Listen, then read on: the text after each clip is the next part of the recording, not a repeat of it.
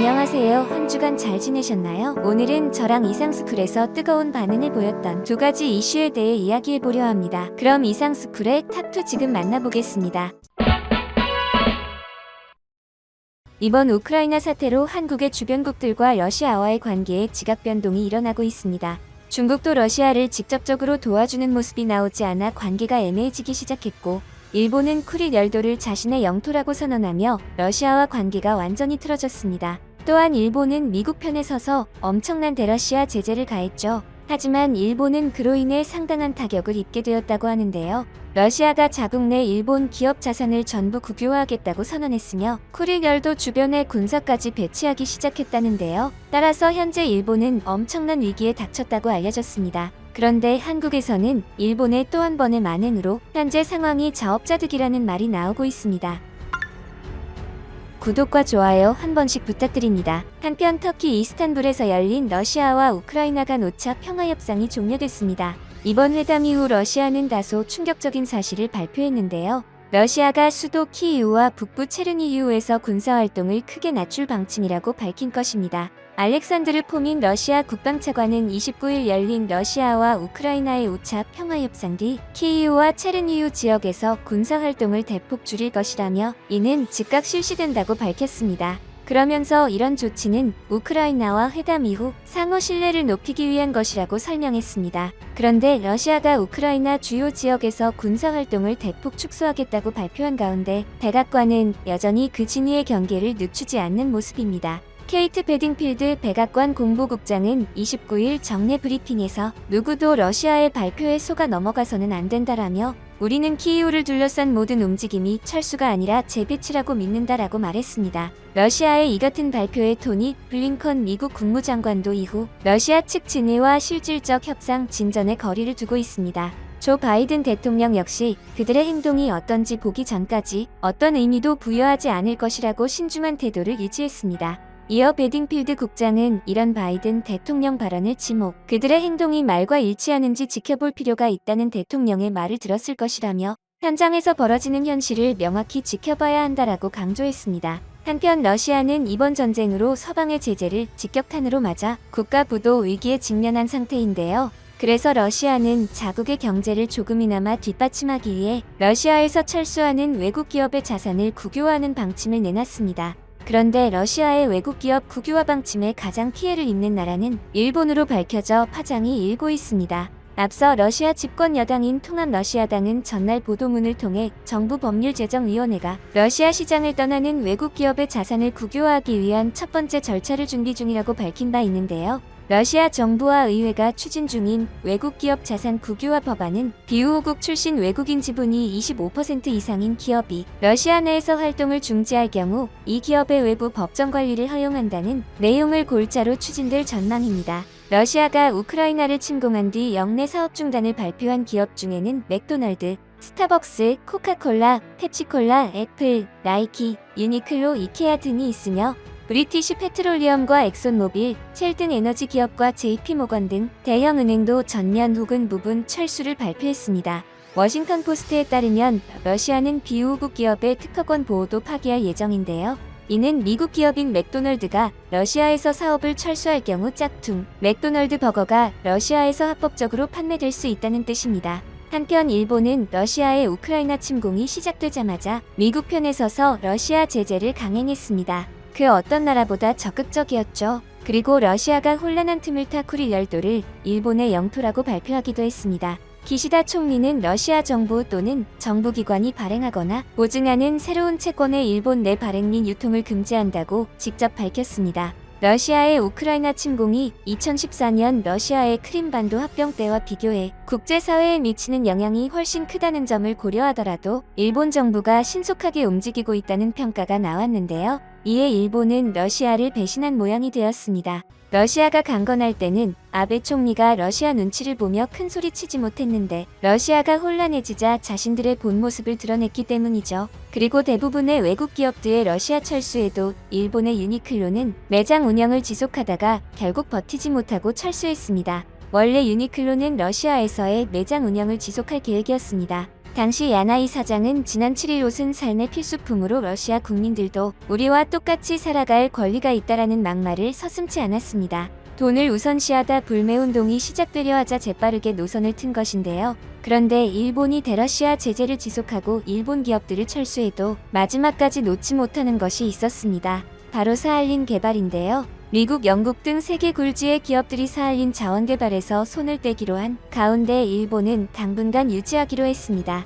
요미우리 신문은 27일 일본이 사업에서 철수를 해도 중국 등이 새로 들어오면 실질적인 러시아 제재가 이뤄지지 못하고 대러 에너지 의존도가 높은 일본은 피해가 커질 것이라며 당분간 지분을 유지할 방침이라고 보도했습니다. 이 사업엔 러시아의 가즈프롬, 쉘미스 이물산, 미쓰비시 상사 등이 공동으로 참여하고 있는데요. 이러한 일본의 태도에 서방 국가들은 일본에 좋지 않은 시선을 보내고 있습니다. 초반에 대러시아 제재는 일본의 막대한 손해가 아니고 러시아의 효과가 미미해서 제재를 한 것이고 사할린은 아까워서 철수를 안 하느냐는 것이죠. 그도 그럴 것이 영국과 네덜란드가 합작해 만든 세계적 에너지 기업인 쉘은 지난달 말 세계 최대 규모의 석유가스 개발 사업인 사할린2 프로젝트에서 빠지겠다고 밝혔는데요. 쉘은 러시아 다음으로 지분이 많은 회사였습니다. 따라서 막대한 손해에도 불구하고 철수를 한 것이었죠. 하지만 이와 달리 일본은 중장기적으로 러시아 의존도를 낮추긴 하겠지만 당장 철수하기에는 타격이 크다고 판단하고 있습니다. 이를테면 히로시마 가스는 액화천연가스의 약 50%, 도호 가스는 약 20%를 사할린2에서 수입하고 있어 공급에 문제가 생기면 직격탄을 맞습니다. 러시아 감소분을 보충하기 위해 약 1조엔 한화로 약 10조 이상의 비용이 증가할 것이라는 전망도 나옵니다. 또한 중국의 움직임도 영향을 줬다는 분석인데요. 중국은 현재 에너지 관련 조달처를 늘리기 위해 적극 나서고 있습니다. 중국은 2019년부터 러시아에서 파이프라인을 통한 천연가스 수입을 시작한 상태인데요. 일본 정부가 일부 출자한 인펙스는 2010년 이란 유전 개발에 약 125억 엔을 투자하고 있었지만 미국의 대이란, 제재법 등의 문제로 철수를 결정했습니다. 지분을 이란 국영석유 회사에 무상으로 반환했고 이것을 넘겨받은 곳이 중국입니다. 일본 정부 관계자는 요미우리 신문의 사할린 프로젝트는 일본 에너지 안보상 중요한 사업이다. 일본이 넘긴 지분을 중국이 가져가면 일본만 손해를 본다고 말했습니다. 그런데 서방 국가들은 일본의 이러한 주장은 단지 핑계일 뿐이라고 보고 있습니다. 결국 일본은 러일 관계가 어차피 틀어졌으니 자신들의 국익만 끝까지 챙기겠다는 생각이었죠. 이처럼 현재 일본은 자국의 손해를 최소화하기 위해 노력했지만 러시아의 국유화 방침 앞에 속절없이 무너지고 있습니다. 그런데 한국을 비롯한 서방에서는 일본의 이러한 모습을 보며 역사를 인정하지 않는 일본의 자업자득이라는 평가가 나오고 있는데요. 일본이 국제사회가 혼란한 틈을 타 또다시 역사 왜곡을 반복했습니다. 일본 정부의 지난해 4월 결정에 따라 내년부터 일본 고등학교 2학년 이상 학생이 사용하는 교과서에서 종군 위안부 혹은 일본군 위안부라는 표현이 빠지게 됐습니다. 또한 조선인 강제동원 과정의 강제성을 강조하기 위해 사용됐던 강제연행이라는 표현도 모두 삭제됐는데요. 일본 정부가 이들 표현을 교과서에 쓰지 못하도록 막으면서 일본 사회는 역사 교육을 통해 위안부 문제와 같은 잘못을 되풀이하지 않겠다는 1993년 고노다마의 약속에서 결정적으로 멀어지게 됐습니다. 특히 강제연행이라는 표현이 삭제된 데 대해 일제강점기 강제동원의 불법성과 강제성이 은폐될 수 있다는 지적이 국내 학계에서 나왔습니다. 그리고 독도가 일본 땅이라는 부당한 영유권 주장은 일본 정부가 2014년 개정한 학습 지도요령 해설서를 통해 역사를 제외한 사회과목 교과서는 독도가 일본 고유의 영토라는 내용을 담도록 한 이후 강화되고 있습니다. 이번에 검정을 통과한 지리총합, 지리탐구, 지도, 공공, 정치, 경제 등 역사를 제외한 12종의 사회과목 교과서를 확인한 결과 독도가 일본의 고유 영토라는 기술이 모두 포함된 것으로 드러났습니다. 또한 독도 영유권 주장을 모호하게 기술했다가 지적을 받고 수정한 사례도 확인됐습니다. 심지어 12종 가운데 8종에는 한국이 독도를 불법으로 점거하고 있다는 기술이 포함됐고 3종에는 한국의 점거 또는 한국이 일방적으로 자국 영토라고 주장한다는 표현이 들어갔습니다. 이에 한국 정부는 조선인 강제동원과 일본군 위안부 등 관련 역사 왜곡이 그대로 드러난 교과서를 검정 통과시킨 것에 대해 유감을 표명한다며 항의했습니다. 역사를 부정하는 나라의 미래는 없습니다.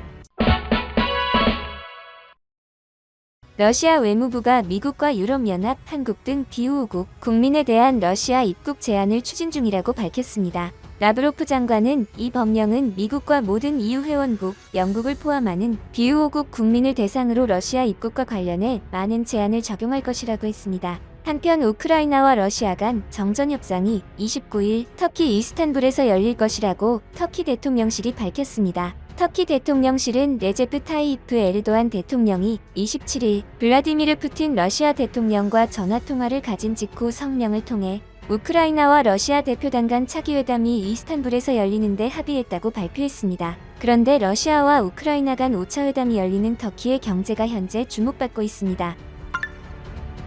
구독과 좋아요 한 번씩 부탁드립니다. 미국 외교 전문지 포린폴리시는 미국에서 G7 정상회담, 북대서양 조약기구 나토 정상회의가 연이어 열리고 있지만 정작 만나야 하는 것은 G7이 아닌 거츠라고 보도했습니다. 거츠는 독일과 미국, 터키, 한국의 약자로 글로벌 경제위기 속에서도 비교적 잘 나가는 4개국을 의미합니다. 반면 포린폴리시는 거츠와는 반대로 영국과 프랑스, 이탈리아, 일본을 위기로 고전하는 4개국으로 꼽았습니다. 이처럼 리라화의 폭락을 겪은 터키의 경제가 이번 우크라이나 사태로 반등하기 시작한다는 게 전문가들의 의견입니다. 터키와 인접하고 있는 러시아는 현재 터키의 경제에 의존하기 시작하려는 조짐을 보이고 있는데요. 러시아의 우크라이나 침공 이후 중재자 역할을 하고 있는 터키가 경제적 제재로 어려움을 겪는 러시아 경제에 파고들려는 조짐이 보이고 있습니다. 25일 러시아 매체 리아 노보스티는 서방 국가들의 제재 이후 공백이 생긴 러시아 경제에 터키 산업이 파고들려는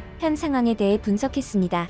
이 매체는 터키가 러시아와 우크라이나 간 외교적 중재자 역할을 하고 있다는 점을 언급하며 레제프 에르도안 터키 대통령이 모스크바와 키이우 모두 친구가 되고 싶어하는 배경에는 경제적 계산이 깔려 있다고 언급했습니다. 현재 수백 개의 다국적 기업들은 러시아 시장에서 철수 또는 사업을 잠정 중단한 상태입니다. 이렇게 발생한 러시아 경제의 빈 곳을 터키가 자국의 침체된 경기를 살리기 위해 메우려 한다는 것입니다. 러시아 기업인들도 이 같은 터키의 의도에 맞춰 움직이고 있는데요. 러시아의 블라트 샤키로프 쇼핑센터 연합회장은 이 단체의 대표들이 지난 4일 200개의 브랜드와 계약하기 위해 터키를 방문했다고 밝혔습니다. 샤키로프에 따르면 곧 러시아 쇼핑센터 공간의 30에서 40%가 비게 될 것이라고 하는데요. 쇼핑몰들은 맥도날드가 있었던 공간을 터키 브랜드에게 내주는 것을 반대하지 않는다고 합니다. 터키 패스트푸드 브랜드 치티르 치킨은 터키식 케밥을 팔지만 KFC와 비슷한 개념이라고 이 매체는 설명했습니다.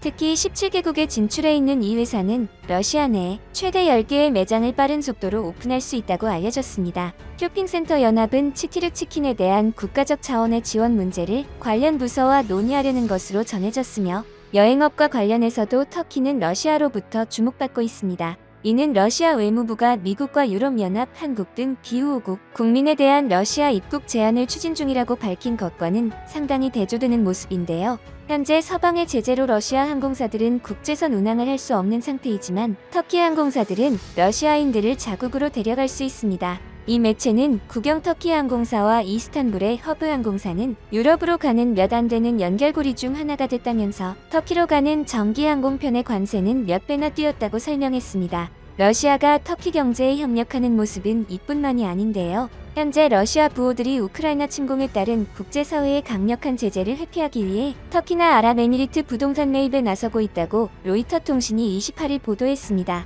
로이터는 전쟁이 시작된 이후 터키 이스탄불과 UAE 두바이 등지의 부동산 업체에 러시아인들의 구매 문의가 크게 늘었다면서 이같이 전했습니다. 터키 통계청에 따르면 지난달 러시아인이 매입한 현지 주택이 509채로 지난해 전체 매입 건수보다 2배 가까이 늘어났습니다. 터키 부동산 업계 관계자들은 러시아에 대한 서방의 제재가 본격화된 이달에는 더 많은 러시아인이 터키 부동산을 매입하고 있다고 전했습니다. 지난 수년간 러시아인들이 터키 부동산을 꾸준히 사들였지만 수주 전부터는 매입이 폭증세를 보이고 있다는 것입니다. 이스탄불 소재 부동산 업체인 골든사인의 공동 창업자인 굴굴은 러시아인들이 매일 7에서 8채 정도를 사들이고 있다고 밝혔으며 그는 러시아인들이 터키의 은행 계좌를 열고 현금으로 부동산을 매입하거나 금을 갖고 오는 경우도 있다고 소개했습니다. 한편 OECD 회원국 중 러시아와 무비자 협정을 맺은 나라는 한국, 이스라엘, 터키 단 3나라입니다. 그 중에서 터키와 이스라엘은 아직 러시아와의 관계를 놓지 않고 있으며 서방의 경제 제재에도 동참하지 않고 있습니다.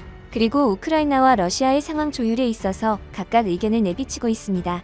그런데 러시아 내부에서는 터키에 대한 두려움이 있다고 하는데요. 터키는 과거 유라시아 대륙을 장악했던 민족의 후예이며 현재는 서방의 군사동맹 나토의 회원국이기 때문입니다. 실제로 러시아 재벌 소유의 호화 요트가 유럽연합의 제재 적용이 되지 않는 터키에 정박하려 하자 우크라이나인 10명이 모터보트를 타고 이를 막아선 사건이 벌어졌습니다. 22일 더 타임스 등에 따르면 러시아 올리가르히로만 아브라모비치의 요트 2대가 지난 21일 터키로 들어왔습니다. 아브라모비치는 유명 축구팀 첼시의 구단주이자 블라디미르 푸틴 러시아 대통령의 측근으로 알려진 인물입니다.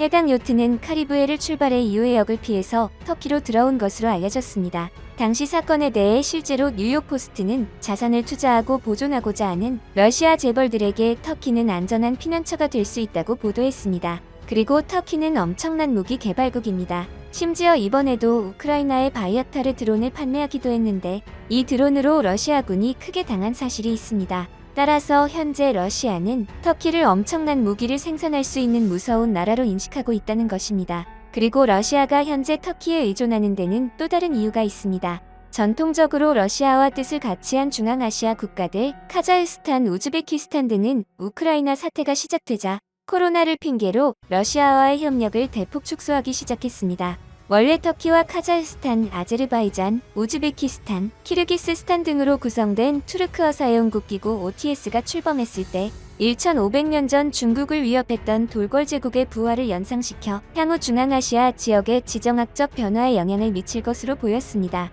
실제로 투르크계 국가들의 정치 경제적 밀착에 중국이 바짝 긴장하고 있는 분위기도 보였습니다. 돌궐은 6에서 8세기 오늘날 내몽골에서 흑해에 이르기까지 유라시아 지역 동서남북에 걸쳐 1천만 제곱킬로미터가 넘는 광대한 제국을 건설했던 민족입니다. 745년 후 돌궐이 멸망할 때까지 약 200년에 걸쳐 돌궐의 침입에 시달려야 했던 중국은 이런 역사적 배경 때문에 돌궐족의 발응에 대해 두려움과 경계심을 가질 수밖에 없습니다. 그리고 현재 터키가 주도하고 있는 OTS 연합은 처음에는 단순히 돌궐어 국가들의 친목적 성격의 모임에서 시작했지만 이제는 군사동맹을 넘어 경제동맹까지 눈앞에 두고 있는 상황입니다. 이처럼 현재 중앙아시아의 패권을 잡으려면 터키와의 협력이 필요한 모습인데요. 한편 김무겸 국무총리가 푸앗 옥타이 터키 부통령과 만나 인프라, 방산, 바이오 등에서 협력을 강화하기로 했습니다.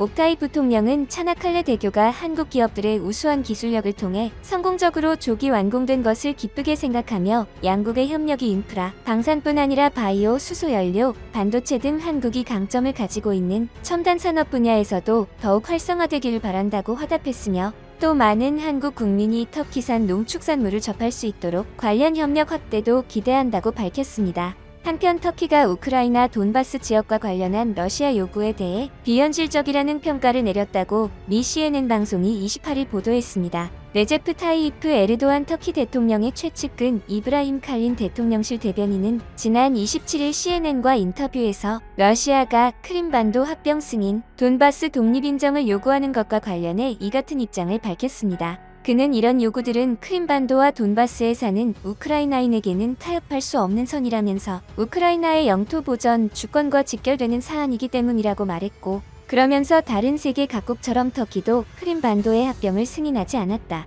중국조차도 그렇다면서 러시아는 다른 요구안을 생각해 내야 할 것이라고 말했습니다. 칼린 대변인은 분명히 푸틴 대통령은 에르도안 대통령의 조언, 제안에 귀를 기울인다면서 누군가는 러시아와 대화를 해야 하고 러시아가 신뢰할 수 있는 국가가 대화 상대가 된다고 주장했습니다. 이어 대화가 이뤄지지 못하면 전쟁은 수개월, 수년간 이어질 것이고 세계는 이같이 길어지는 전쟁을 감당할 여력이 없다고 덧붙였습니다. 이처럼 현재 터키는 자국의 경제 상황이 좋지 못해 러시아를 완전히 배제하지 못하고 있지만 중재자의 역할에 힘쓰고 있습니다.